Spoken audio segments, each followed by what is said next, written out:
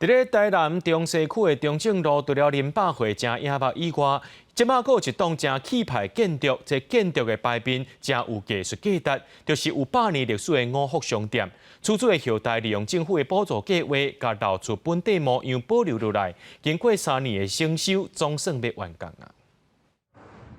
建筑的下面有先用历史的物件来装它，嘛有本土的元素。这栋建筑物混合式的风格，相当自拔。地点中正路的五福商店是1914年杨添树创立的，落尾伫咧1928年刷来中正路遮。出租后代为了保留老厝原本的模样，向文化部甲市府申请补助计划，修复团队用适当的时间对历史调查设计成做起，一步一步甲老厝外化，重现100年建筑的风华。咱其实比迄个林百货，遐个边仔迄莫广顶的店铺住宅吼，佮较早，所以迄个时阵伊有一寡代表性啊，包括伊是这条路上早上水的一间厝，啊伊个徛面吼的一寡物件吼较特别。迄间厝伊足大间，啊，毋过伊足侪细节部分吼是二楼的迄沙些部分。古早的相片拢会看到，因兜啊嫁娶啦吼，嫁娶就是翁仔某要翕相个，伫迄沙时顶悬翕相。楼厝内底无论是屋架、喜沙时甲六角砖啊等物件的修复，每一项的细节因拢做甲真有路。像五福商店同款有特色的楼厝，根据文化局统计，台南有2463栋。市府计划未来要设全国首创的楼厝信托政策，希望透过这个平台来整合资源，提供楼厝专业的规划，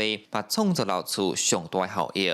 互遮的人才，甲伫居厝，较上重要的吼，遮的资金会当伫即个平台顶悬来互相来利用。透过安尼的运作吼，希望会当来设立着咱台南。 一个文化首都的一个关岛。真侪人关心五福商店到底当时会对外公开。负责的团队讲，目前搁咧找人进驻，内底有侪空间通使用。因拍算要甲建筑的元件、甲厝主家族留落来的物品，拢摕出来展示，互众人一概看好教开。记者咧新闻台南采访报道。